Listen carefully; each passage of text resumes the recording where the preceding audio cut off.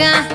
ఓ పిల్లగా యహో పిల్లగా ఎంకటేశు చూడకపోతుంటవో కానకపోతుంటవో నా పిల్లగా ఎంకటేశు చూడకపోతుంటవో కానకపోతుంటవో